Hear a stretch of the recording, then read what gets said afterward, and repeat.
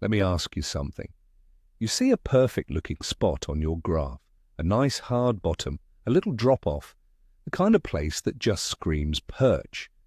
You drop your jig down, you feel that satisfying thump as it hits the mud, and you start tapping away, tap, tap, tap. You do this for an hour, maybe two, and you get nothing, not a single bite. Does that sound painfully familiar? Today, we're talking about why that perfect bottom spot is probably the worst place you could be fishing in January. We are going to talk about suspended perch. And I promise you, by the end of this video, you're going to look at your fish finder in a completely different way. You're going to finally understand why the biggest perch of the year are ignoring your lure. The reason you're blanking isn't your lure, it's not the color, and it's not your bait. It's your obsession with the bottom, be honest. How much of your winter fishing time is spent with your lure making contact with the bottom? Let me know in the comments. For as long as we've been fishing, we've been taught one golden rule, especially for perch. Fish on the bottom. It's been hammered into us by our grandfathers, by old magazine articles, by every fishing show from 20 years ago. The saying goes, if you ain't hitting mud, you ain't catching fish. It's a comfortable habit, a routine that feels productive. We do it because that little thump when your jig or spoon hits the bottom is reassuring. It's a signal that tells you that you're in the zone. We spend years perfecting our bottom bouncing techniques, our slow drags, our little hops designed to puff up silt and attract fish.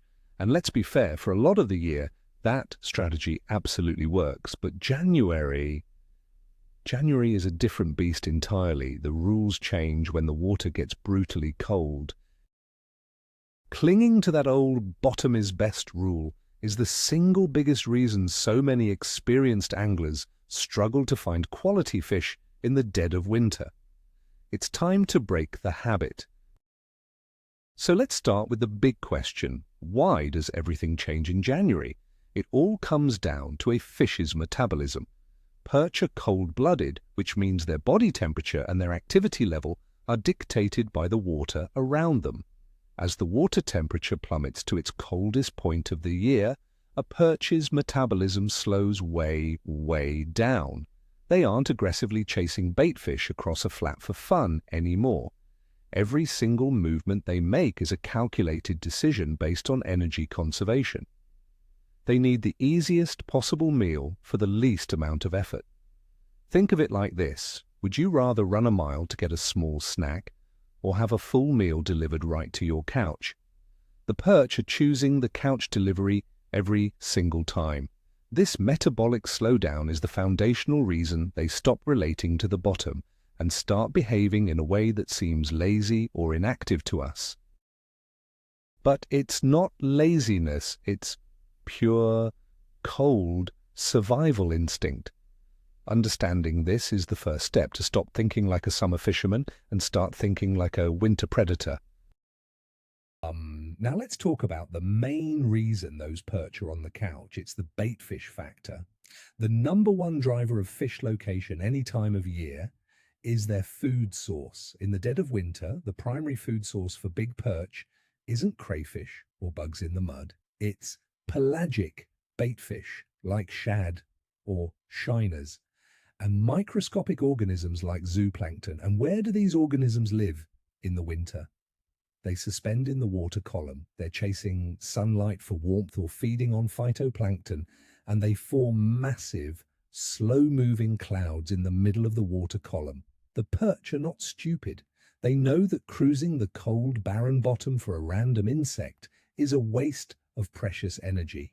It's far more efficient to simply position themselves just below these massive schools of bait and wait for an easy meal to drift down or make a mistake. They literally hang in suspension, waiting for the food to come to them. If you are fishing on the bottom, you are completely disconnected from this entire ecosystem. You're in the basement while the party is happening 2 floors above you. A lot of anglers get hung up on the idea of a thermocline, thinking all the fish will be in the warmest water at the bottom. But in winter, the lake stratifies differently. After a lake turns over in the fall, the water column becomes nearly uniform in temperature. The coldest water, which is just above freezing, is actually at the surface, right under the ice, or on the top layer in open water. The warmest water, which might only be 39 degrees Fahrenheit or about 4 degrees Celsius, sinks to the bottom because water is densest at that temperature. But here's the key. The fish aren't always seeking that warmest water. They are seeking the most comfortable and strategic water. A difference of 1 or 2 degrees isn't enough to make them sit on the bottom if all the food is 20 feet up. They will sacrifice a tiny bit of warmth for a prime feeding position. They'll find a zone mid-water that has the perfect combination of temperature, oxygen, and proximity to bait. This is their winter home, and it's almost never on the lake floor. Stop thinking about the bottom as a warm refuge and start seeing the entire water column as a potential habitat. This means you have to start reading your electronics completely differently. For years, we've trained our eyes to do one thing. Look at the bottom 2 or 3 feet of the screen. We look for those distinct, bright red arches hugging the floor. We see one of those and we get excited. I want you to forget that, at least for January. I want you to force yourself to look at the middle of the screen. Look 10, 15, even 25 feet off the bottom. What you're looking for is much more subtle. It's not always a perfect, bright arch. Sometimes it's a faint, thin line. Sometimes it's just a little flicker on the screen that you might have dismissed as interference before. These are suspended neutral fish. They aren't moving much, so they don't create a classic arch. They are just hanging there. Imagine you're at the lake right now, staring at your sonar. Ignore the bottom. Let your eyes scan that big blue or black space in the middle. That's where the treasure is hidden. Your sonar is telling you the truth. You just have to learn to listen to a different part of its story. This leads us to the empty screen deception. How many times have you motored over a spot, looked at the graph and said, "Nothing here," because you didn't see a giant school of fish stacked on the bottom? We've all done it. We're looking for a party, a huge congregation of fish. But the biggest perch in the system, those true jumbos, are often not in massive schools. They are bullies, they are solitary hunters, or they travel in small wolf packs of 3 to 5 fish of the same giant size. They don't need the safety of a large school, and because they are suspended in the middle of a 50-foot water column, they are incredibly easy to miss on your graph if you're not looking for them specifically. A small pod of 3 giant perch hanging motionless 20 feet down will look like almost nothing on your screen. It's the kind of mark that 99% of fishermen would drive right over without a second thought. That empty water is the hunting ground for the biggest fish in the lake. You have to believe they are there, even when the screen looks barren at first glance. So, why do the biggest perch, specifically, suspend? It really comes down to confidence and efficiency. A small 6-inch perch is worried about being eaten. It needs the safety of a school and the security of being near the bottom, where it can find cover in rocks or silt. It's a prey animal, but a 13, 14 or 15-inch perch, it's the apex predator in its world. It's not worried about a pike or a muskie in the middle of a deep basin. It has the confidence to go wherever it wants. And where it wants to go is where the food is easiest. It has the size and power to be lazy. It can afford to just hang in the water column, barely moving, waiting for a meal to come to it. The smaller, more nervous fish are the ones you typically find on the bottom, scrounging for leftovers. The giants are dining on prime rib, and they've reserved the best table in the house, right in the middle of the room. By fishing the bottom, you are specifically selecting for smaller, less confident fish. It all comes back to the energy equation. Let's do some simple fish math. A big perch has two options. Option 1, it can patrol the cold, dark bottom, actively searching for a single nymph, a small crayfish, or some other tiny meal. This requires a lot of swimming, which burns a lot of calories. The payoff is small. Option 2, it can position itself under a giant cloud of baitfish, move a total of 2 feet up to grab a dying shiner, and then sink back down to its holding position. This requires almost zero energy for a massive caloric payoff. Which option do you think a smart, old fish is going to choose in the dead of winter? It's not even a contest. The fish are expert mathematicians when it comes to their own survival. They will always choose the path of least resistance that provides the most reward. The bottom is a low percentage, high effort game in January. The middle of the water column is a high percentage, low effort buffet. Here's a harsh truth that might be tough to swallow. If you're consistently catching small perch from the bottom in January, you're actually doing everything right for catching small perch. Those little dinks are exactly where they are supposed to be. They are huddled together for safety, picking off tiny invertebrates from the silt. You've successfully located the nursery. But the parents, the grandparents, the true giants of the lake are not there. Think about any fishing trip you've had in deep winter where you were grinding it out on the bottom. You probably caught a bunch of 5- and 6-inch fish, and you might have been happy just to not get skunked. But you went home thinking, where are all the big ones? They were probably right above your head the entire time. The presence of small fish on the bottom should be your clue that the big fish are somewhere else. It's a sign that you need to change your strategy and start looking up. Your first and most important clue is seeing bait balls on your fish finder. Before you even look for a perch, you need to become obsessed with finding their food. As you idle over deep water, your eyes should be glued to the screen, looking for those classic, dense clouds of bait. They might be shaped like a ball, a long line, or just a fuzzy patch in the middle of the screen. When you find that, you have found the restaurant. Mark that spot. Now, the perch will almost never be inside the bait ball. That's too much chaos. They will be just below it or off to the sides, like predators stalking a herd. They wait for a weak or injured baitfish to flutter out of the school. Your entire game plan should be to locate these suspended bait schools first. Don't even worry about marking perch. Find the food and you will find the fish. This is the absolute starting point for all suspended perch fishing. If you can't find the bait, you're just fishing blind water. Once you've located the bait and you think there are perch nearby, your presentation has to change completely. This is not the time for aggressive rips or heavy jigs that plummet to the bottom. You need to master the technique of the slow fall. These suspended fish are in a neutral or even negative mood. They won't chase a lure that's moving too fast or too erratically.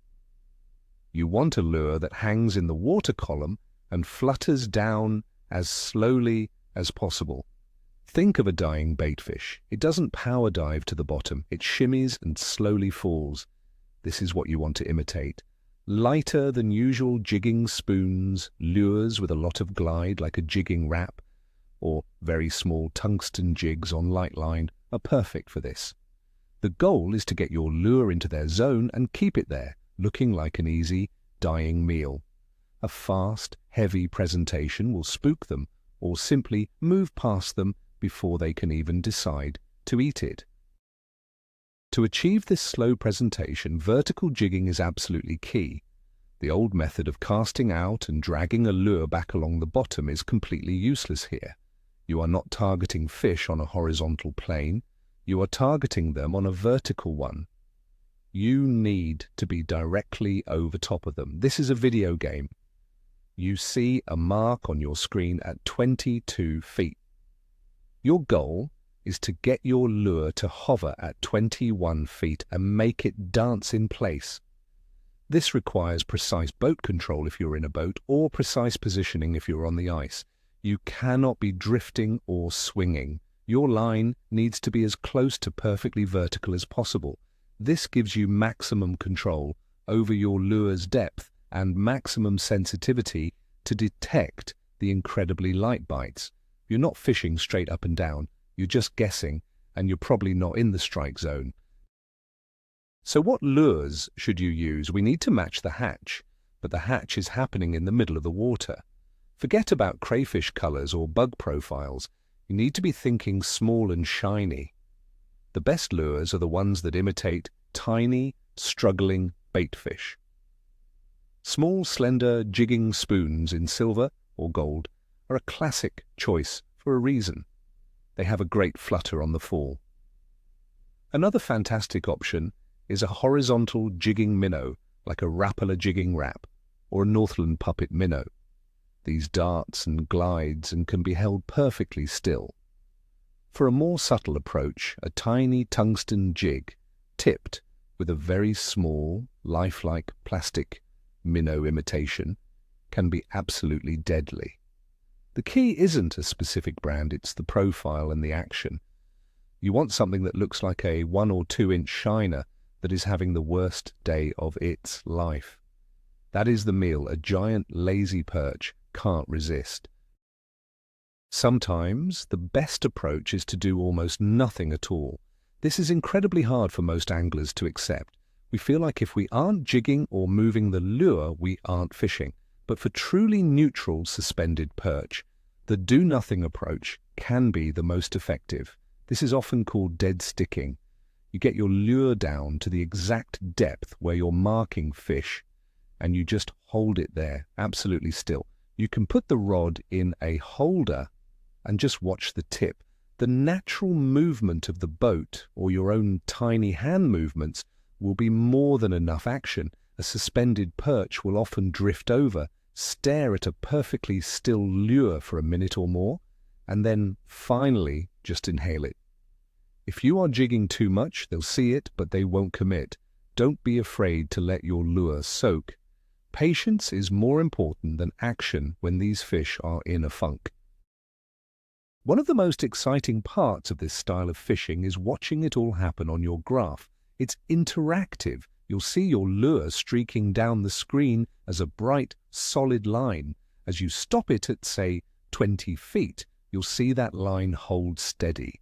Then you'll see another fainter line, which is the perch, start to rise up from below it. This is the case of the curious perch. They are coming to investigate. Your heart starts pounding. Will he eat it? The key here is to do nothing. Don't jig it aggressively. Just hold it still or give it the tiniest, most subtle quiver. You are trying to convince that fish that your lure is a scared, vulnerable little minnow. If you make a sudden move, you'll spook it. If you hold your ground, that faint line will merge with your lure's line on the screen, and that's when you'll feel the bite. It is the ultimate video game. When that bite does come, it's not going to be the thump you're used to from bottom fishing. A suspended perch in cold water doesn't smash a lure, it often just swims up and inhales it. The bite can be incredibly subtle. Sometimes it just feels mushy or heavy, as if you've snagged a wet leaf. Other times, and this is very common, your line will suddenly go completely slack. This is because the fish has taken the lure and is still swimming upwards with it.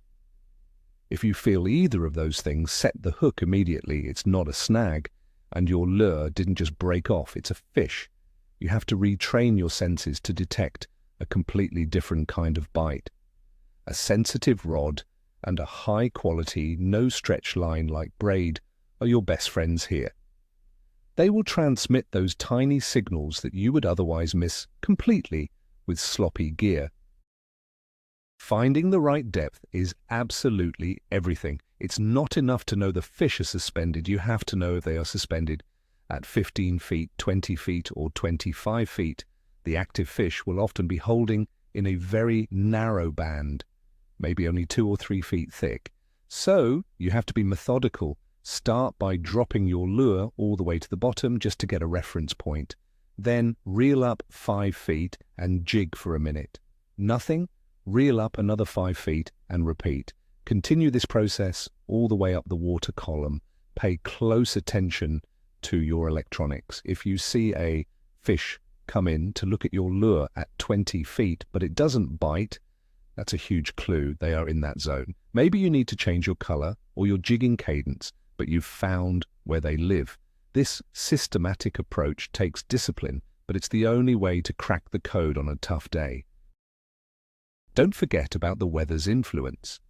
Just like in the summer, weather patterns can dramatically affect where these fish position themselves. Barometric pressure is a huge factor. A stable, high-pressure system, especially after a cold front has passed, often leads to the toughest bites, with fish holding very tight and being very inactive. A slow-moving, falling barometer ahead of an approaching storm can trigger them to feed more actively. Sunlight also plays a big role. On bright, sunny days, the plankton will rise higher in the water column to absorb the light, and the bait and perch will follow. On these days, you might find them suspended only 10 feet down over 50 feet of water. On dark, overcast days, they might be holding a bit deeper. Pay attention to the conditions the fish are, and they will adjust their depth and mood based on what's happening above the water. Let me give you a real-life example of how this plays out. I was out on a lake last January. It was cold, it was slow, and I was marking almost nothing on the bottom. My buddy in the boat was getting frustrated, just pounding the mud with a heavy spoon.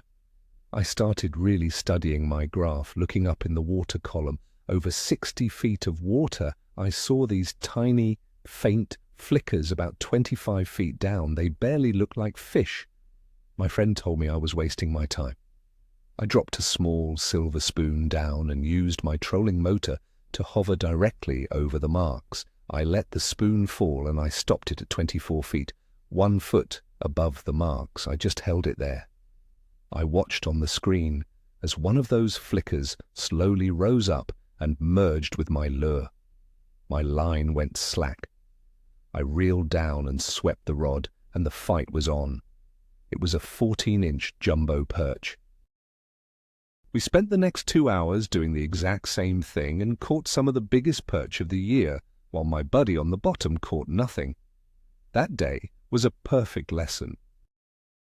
Honestly, the biggest challenge here is not the technique, it's a mental one. You have to break a habit that you've had your entire fishing life. It feels fundamentally wrong to be sitting over 70 feet of water and intentionally fishing only 20 feet down. Your brain is screaming at you to drop your lure to the bottom, where it should be. You have to fight that instinct. You have to learn to trust your electronics and trust the theory. The first few times you try this, you will feel like you're fishing in a swimming pool. You have to have the confidence to stick with it.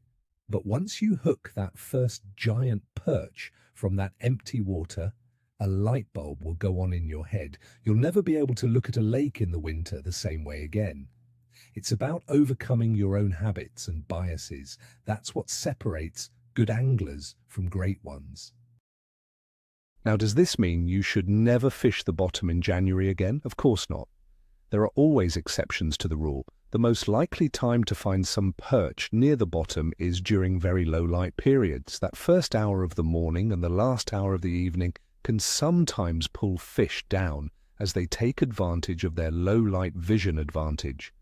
Certain weather patterns or specific forage bases like scuds or bloodworms in some lakes might also keep a population of fish on the bottom. But here's the key takeaway. These are the exceptions, not the rule. The general pattern, the dominant behavior of the largest perch in the system is to suspend. So, you should always start your search mid-water. Assume they are suspended first. Only after you have thoroughly worked the entire water column without success should you even consider spending significant time grinding the bottom? Make the bottom your last resort, not your default starting point. So let's put it all together. We have been programmed for years to believe that winter perch live on the bottom, but in the heart of winter, in the cold of January, that is largely a lie. The biggest, oldest and smartest perch in the entire system are not down there grubbing in the mud and chasing insects. They are suspended. They are following the massive schools of bait fish, conserving every ounce of energy and waiting for an easy meal to drift by their nose. The biggest aha moment for any angler is when you stop staring at the bottom 3 feet of your sonar screen and start paying fanatical attention to the 20 or 30 feet above it. That isn't empty water, that is the dining room. And for years, you've been ringing the doorbell in the basement. This isn't just about catching 1 or 2 more fish. This fundamentally changes how you approach the entire winter season. You will spend less time fishing dead water and more time presenting your bait to the actual fish you came to catch. You'll become a hunter, not just a bottom dragger. Thank you so much for watching. I truly hope this opens up a new way of thinking for you on the water. If you found this helpful, do me a huge favor and hit that like button and make sure you're subscribed so you don't miss the next video. Now, I want to hear from you. What's the biggest suspended perch you've ever caught? And how far off the bottom was it? Drop your story in the comments below. Let's talk about it.